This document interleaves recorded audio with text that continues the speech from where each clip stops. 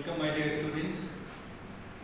I once again greet you on our YouTube channel, Bharat Bharati Public School, Godda. And today I am here with your English lesson, class 10. Another poetry that is called Animals. As you can see here, this poem has been composed by Walt Whitman. Let me throw us some light on the poet. This one, Mr. Whitman is an American poet and was rather. He was an American poet and he is one of the most celebrated poets in American history. Now, sometimes he is also been referred to as the father of blank verses. You can see here, blank verses is a poem or a literary piece particularly composed in the form of the poem, having no fixed rhyme scheme. Okay. In this poem, he is been trying to make a difference between human conduct and animal conduct. The sharp, striking difference between animals and human beings. We human beings, though, are also the part of the animal kingdom, but then we don't behave the way the animals are gently, softly and contentfully they are behaving. Okay, they are well self-satisfied. On the other hand, on the contrary, we human beings are very greedy. The more we get, the more we need. And we, in the name of mannerism, we are somewhere loaded with some extraneous conduct and behavior which is needless and needed to be rejected. He is trying to make a sharp difference between animal and human beings. Okay? You see here, I think, as the poem recites, okay, I think I could turn and live with animals. Is telling that the poet that alas I could also be living along with the animals, because living with the animal is been giving us the opportunity to learn many of their conducts, and most of them are very pristine.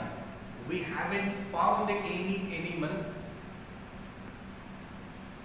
They are not somewhere affected with the education of false discipline.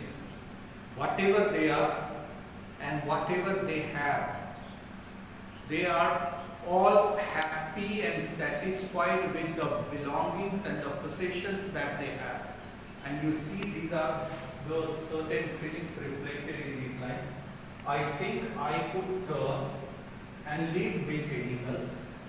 Either I could become animals, or and then I could also live along with animals. Why?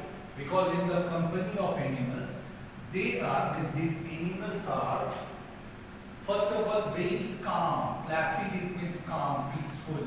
Okay, so they are very placid, they are very peaceful, and they are self-satisfied creatures. Self-contained. Contained is satisfaction, containment, happiness, state of whatever we have, we are satisfied with that. But they don't have any greed of anything. Okay. On the contrary, we human beings are very much greedy. To some extent, the greedy is logically, greediness of ours is logically supported, that if we reach to a place of saturation or to a point of saturation, we will be stopping from being progressed. The development, the funda of any development is somewhere lying in the fact that we are not happy with whatever we have, and we keep on moving. First of all, we are focusing on having something, and the moment we have been focusing on having something that is been somewhere necessary for our requirement, we try to procure them, we try to make them, we try to attain them, we try to invent them. But once we have invented some, this is, you see the entire history of human history, that is, these things have been reflected.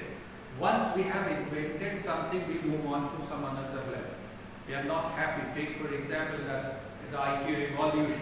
Thanks to this mobile, I'm communicating with you guys in the period of this lockdown. You were all sitting in the comforts of your homes, and we are still imparting the education thanks to these devices, this IT sector, this satellite technology, this all these things, the mobile, these systems.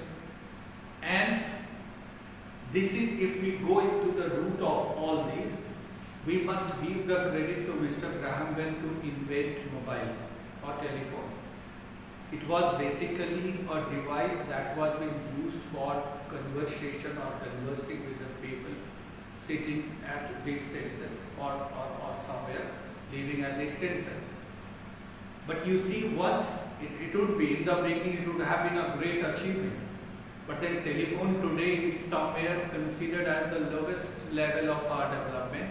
Because if in your mobile, if you have a feature phone only that can be used for talking purposes, you might not be feeling satisfied.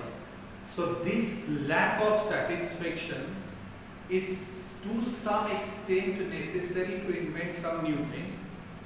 We are inventing something new, and these inventions, these discoveries have made the human civilization progressive, and to some extent it is good.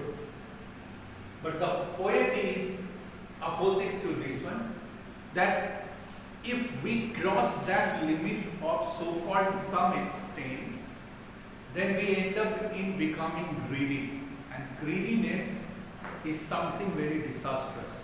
And this greediness of becoming oneself or making oneself more powerful, disregarding and disrespecting the feelings and requirements of others, desires of others, emotions of others, has made this globe, or actually this human mankind, one of the most ferocious animals of animal kingdom.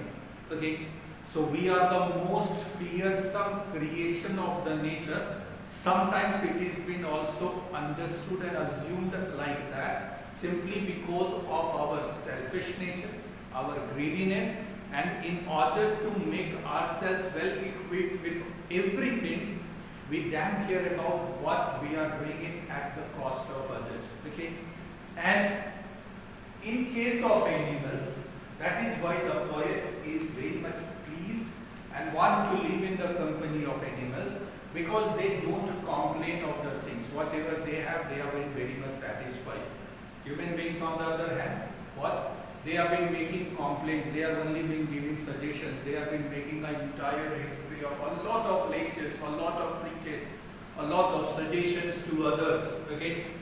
And you see, I stand and look at them long and long, and he is so much fascinated, the poet, he is so much pleased with the conduct of animals, that he always wants to live in the company of animals, and he wants to stare at the animals, he wants to observe the animals for as long as possible he could do so. Okay? Why? Why he is being out there? Okay? Why he is so much happy in the company of animals? Why he is wanting to turn out to be into the company of the crowd of animals?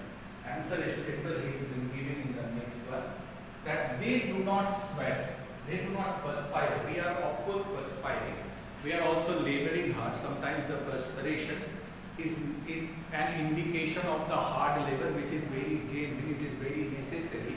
Otherwise sitting idle and doing nothing is also something undesirable and highly undesirable. Okay, but then what is that thin line of difference? That we are restless. Working is very necessary. Always in the resting mode is equal to idleness, laziness, and that is disastrous.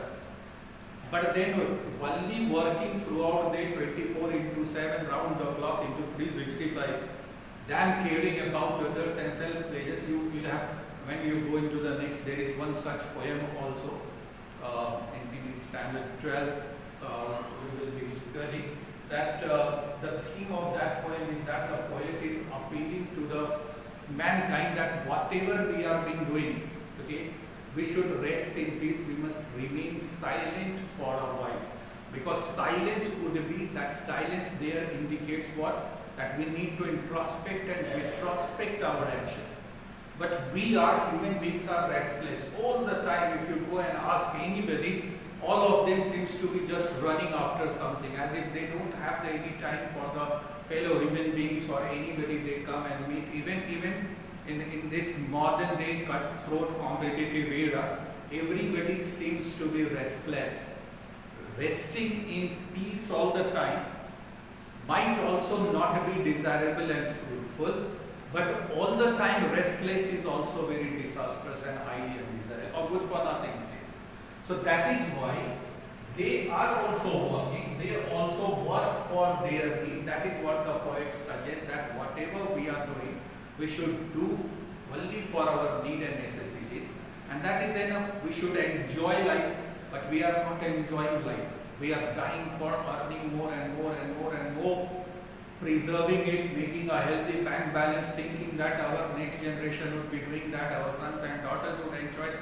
Means that individual earning very hard from the dawn to the dusk are doing nothing. They are not enjoying the life. But then they have been laboring hard. They have been earning only for the false excuse that we used to make is that we are earning for the future of our kids, for our offsprings. Okay. But then if we are earning for the future and the prosperity and satisfaction of our offspring, then why not the next generation is just enjoying their life? They are also, they even seems to be even more restless than their previous generation or their ancestors or forefathers.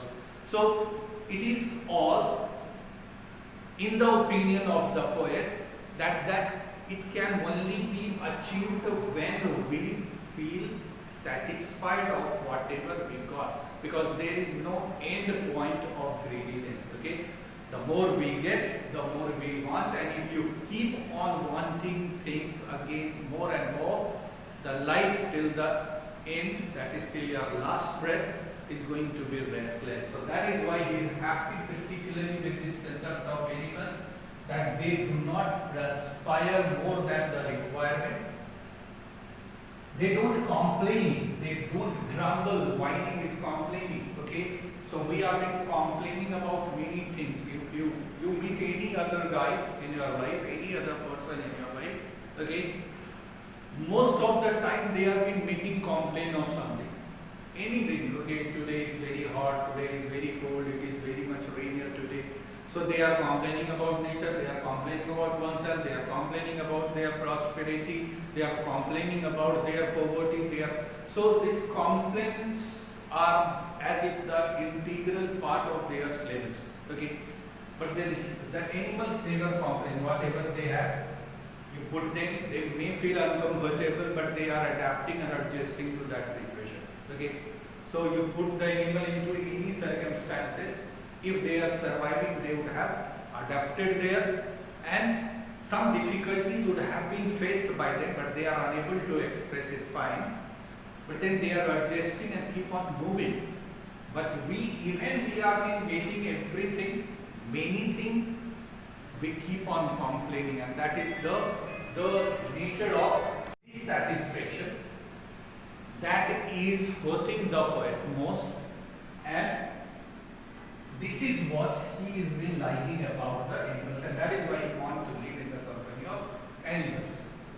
So, contrary to the human being, who always is seemingly restless, who always is complaining about their condition, animals do not do anything of that nature. So that is why poet wants to live in the company of animals, wants to observe animals, and was very much or is feeling very much happy with animals.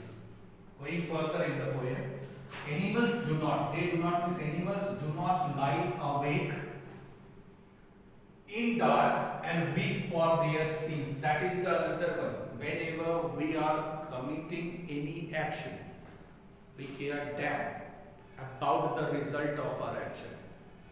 But if we are very sensitive, some of us are, if very sensitive, then because we never contemplate the result of the action, we end up sometimes committing the sinister activities. We practice many sins in our life. Okay. And in the name of penance, then we are being once again feeling restless. If we have committed something wrong in our life, if we are not being happy with somebody, suppose human beings, for example, the masculine quality that is being somewhere bracketed and defined and established, that if you are a male, you needed to be very much strong from within also. And if you have been going through the adverse situations in your life, you are feeling very much injured mentally or physically, you are not supposed to even cry. Okay? But after all, pain is a pain. So what we do, we sometimes cry in the dark. Animals don't. Whatever they have been enjoying, they do like that one at that point of time. They live in the present, caring them about what will happen tomorrow, or highly or even an iota not concerned about whatever happened in the past. But what we are doing, we human beings are habituated of being nostalgic. We are very much sentimental about our past longings, and we are always concerned about our future, never ever living in the present. Even if whatever we are doing in the present, we actually caring about the future, thinking about the future. And whenever we get the chance to relax, we are either concerned and anxious about the future, or we have been trying to bring our heavy past. So at times we weep and cry in the dark. Sometimes we are always been thinking about our sins also and feeling very much mentally and emotionally heavy. Animals don't do anything of that nature. Okay, even they would have been, sometimes you would have seen that animals have been attacking over. If you ignore that natural food chain, a tiger pouncing upon the innocent deer, killing that deer for the food. The deer, for that particular deer, suppose is been taking or drinking water by the side of the pool or stream anywhere. Now you just substitute the same situation in human life, and you see there would be a lot of theories, lot of educations, lot of sermons, preachings regarding the sins that we have committed. If some thirsty creature is having the water, killing that creature at that point of time, no matter whatever your requirement and need is, will never be acceptable in the human kingdom or the mankind, the world of mankind. But that is a natural sight in the jungle, a tiger or a lion attacking over the innocent deer having the water by the side of the stream or the pool. And that is, and never ever did it repent over that action of it. Okay, that is considered as the natural activity to satisfy its hunger. Okay, so we are attaching many scenes and many moralities to our actions at times, in the name of civilization, in the name of discipline, in the name of emotion, which to some extent is good and logically proved in our life, but in the opinion of the poet, that animals do not do. It is unnecessary, making our life heavy, making our heart heavy, and it is somewhere acting as an impediment in moving us further. Okay, instead of repenting over our action, we need to contemplate the result of the action the time that we are performing. Then we can save ourselves from conducting many sins in our life. But once conducted, it is absolutely meaningless to repent over that one. and then you are being giving a false excuse or sort of self-consolation that this is a penance that we are trying to, or we are expiating or making some or doing something in order to correct the conduct of our misdeed in the past. So such repentance and anxiety are not once again a part of the life of animals, and that is what that pleases poet the most. Even the animals do not make me sick discussing their duty to God, and that is what the follow-up line, more or less the same thing. Okay, for sick here means bored. When you come with somebody, two persons sitting, there are many godmen giving the sermons to the human beings, teaching about the philosophy of humanity.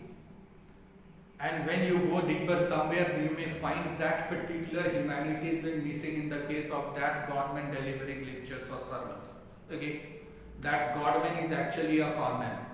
So, most of the philosophies are actually for others, not for ourselves. And when we used to give the suggestions, we used to give the sermons, we are actually, in the opinion of the poet once again, we are boring somebody. Animals don't. Whatever they did, caring them about the result of their action, whatever they had done, definitely if the result, the action is destined to that particular, the result is destined to or fixed for that particular action is bound to take place. So needless to waste the time contemplating and focusing on that one.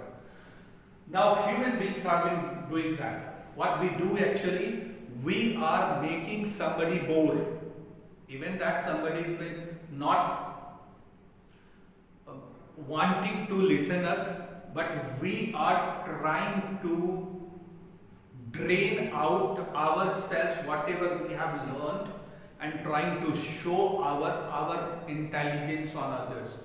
Okay, that is the nature of human beings. So don't do this, don't do that. The God has not suggested. The God will feel bad. The God is watching everything from above somewhere. So these sort of things are there. So you need to be accountable and responsible for all the results of your actions.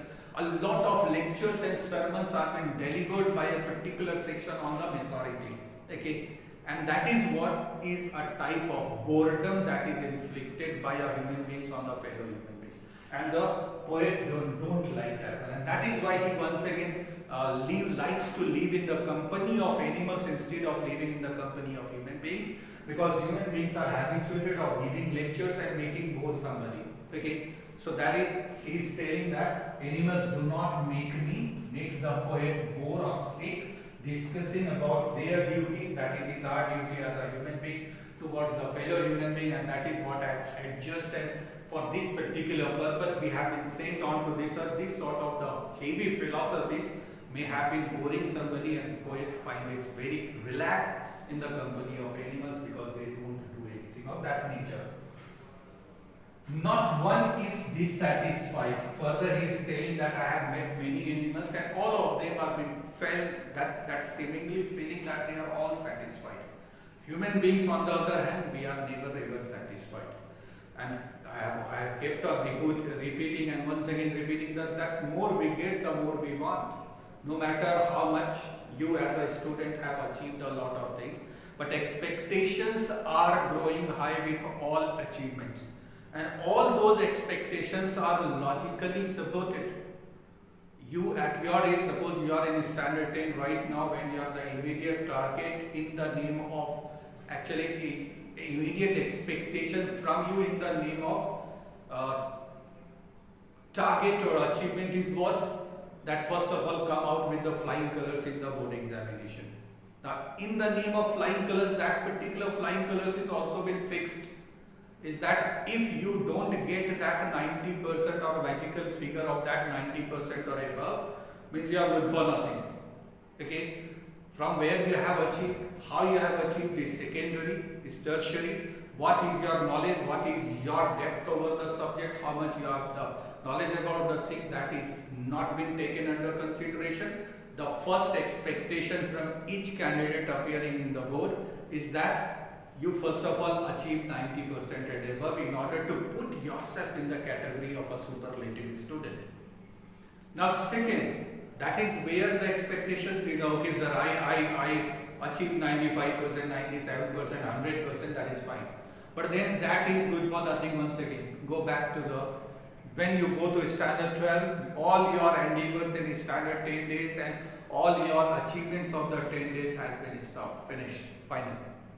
So the next level, you have been once again pressurized for another expectation. So everywhere, neither you yourself feeling, suppose somebody would have been getting 90%, 95%, and if your friend got suppose 96%, then you also start feeling bad and unhappy and dissatisfied. I could have alas into that particular category. This particular subject, had I been doing something better, I would have been in the toppers list. Okay. So this is to some extent greediness is good, competitiveness is good, but dissatisfaction is making yourself frustrated. You are not enjoying your performance, you are not enjoying your achievement. What you are doing, you are been somewhere crying over whatever you are because you are dissatisfied and you have set the benchmark not for yourself, but you have been trying to imitate what others have achieved. Knowing that everybody has a different intelligence, different characteristics, different features, and according to their built up, their things, whatever they are made up of, their requirements, their interest, they are achieving the things. So you cannot compare all the time two different things, but these comparisons are somewhere born out of the dissatisfaction, and which the poet in the poem is not happy that I haven't found any animal who has been dissatisfied, whatever they are achieving. Suppose a lion killing a deer, gulping and swallowing the deer, eating up the deer, feeling satisfied, going back into the den and enjoying the life once again. When it will be feeling hungry once again, it will go in the hunt of deer, in the search of deer. Otherwise it is not storing कि एक deer आज खा लिया, दूसरा 10 तो और मार करके रख लेते हैं for tomorrow. This sort of the greediness is not there, and that is actually alluring. That is very much fascinating so far poet is concerned. Okay. One more paragraph is there, so that is why I am stopping it here, because otherwise this video will be very much extended one. So stopping here, and the part 2 of this one, that conclusive part of this animals, I will be making it tomorrow. And till then, till the next part of it is been coming, take very good care of yourself. Bye.